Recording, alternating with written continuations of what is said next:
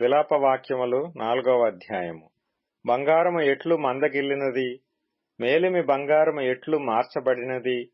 ప్రతి వీధి మొగను ప్రతిష్ఠితమైన రాళ్లు పారవేయబడియున్నవి. మేలిమి బంగారముతో పోల్చదగిన సీయోను ప్రియ కుమారులు ఎట్లు కుమ్మరి చేసిన మట్టి కుండలుగా ఎంచబడుచున్నారు. నక్కలైనను చన్నిచ్చి తమ పిల్లలకు పాలిచ్చును. నా జనుల కుమారి ఎడారిలోని ఉష్ట్ర పక్షుల వలె క్రూరురాలాయెను.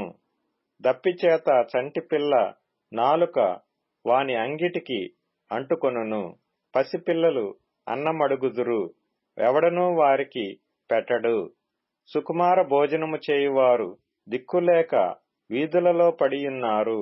రక్తవర్ణ వస్త్రములు తొడిగి పెంచబడిన వారు పెంట కుప్పలను కౌగలించుకొనెదరు.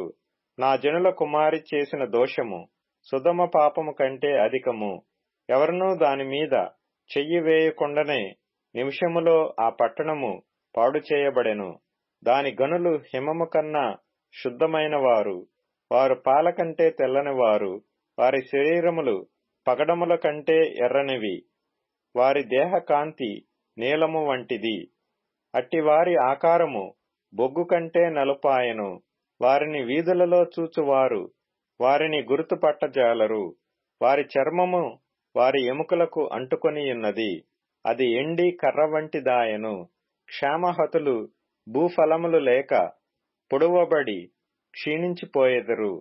ఖడ్గహతులు క్షేమహతుల కన్నా భాగ్యవంతులు.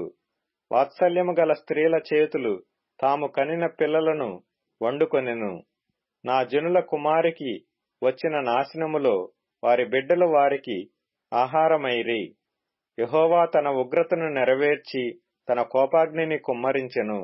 సియోనులో ఆయన అగ్ని రాజబెట్టెను, అది దాని పునాదులను కాల్చివేసెను. బాధించువాడుగాని విరోధిగాని యెరూషలేము గౌనులలోనికి వచ్చునని భూరాజులకైనను లోక నివాసులందరిలో మరి ఎవరికైనను తోచియుండలేదు.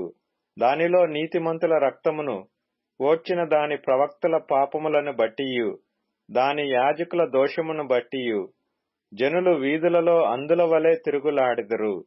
వారు రక్తము అంటిన అపవిత్రులు, ఎవరునూ వారి వస్త్రములను ముట్టకూడదు. పొమ్ము అపవిత్రుడా, పొమ్ము పొమ్ము, ముట్టవద్దని జనులు వారితోననిరి. వారు పారిపోయి తిరుగులాడుచుండగా అన్యజనులైన వారు ఇకనూ వారిక్కడ కాపురముండకూడదని చెప్పుకొనిరి. యెహోవా సన్నిధిని వారిని చెదరగొట్టెను. ఆయన ఇక మీదట వారిని లక్ష్యపెట్టడు. యాజకుల ఎడల జనులు గౌరవము చూపకపోయిరి, పెద్దల మీద దయ చూపకపోయిరి. వ్యర్థ సహాయము కొరకు మేము కనిపెట్టుచుండగా మా కన్నులు క్షీణించుచున్నవి. మేము కనిపెట్టుచు రక్షింపలేని జనము కొరకు ఎదురుచూచుచుంటిమి. రాజవీధులలో మేము నడవకుండునట్టు విరోధులు మా జాడలను బట్టి వెంటాడుదురు. మా అంత్యదశ సమీపమాయెను, మా దినములు తీరిపోయినవి, మా అంత్యదశ వచ్చేయున్నది. మమ్మును తరుమువారు ఆకాశమున ఎగురు పక్షిరాజుల కన్నా వడిగలవారు. పర్వతముల మీద వారు మమ్మును తరుముదురు, అరణ్యమందు మా కొరకు పొంచియుందురు. మాకు నాసికారంధ్రముల ఊపిరి వంటివాడు, యెహోవా చేత అభిషేకము నొందినవాడు. వారు త్రవ్విన గుంటలలో పట్టబడెను. అతని నీడ క్రిందను అన్యజనుల మధ్యను బ్రతికెదమని మేమనుకొన్నవాడు పట్టబడెను. ఊజు దేశములో నివసించు ఎదోము కుమారి, సంతోషించుము, ఉత్సహించుము. ఈ గిన్నెలోనిది త్రాగుట నీ పాలవును. నీవు దానిలోనిది త్రాగి మత్తిల్లి నిన్ను దిగంబరినిగా చేసుకొందువు. సియోను కుమారి, నీ దోషశిక్ష సమాప్తమాయెను.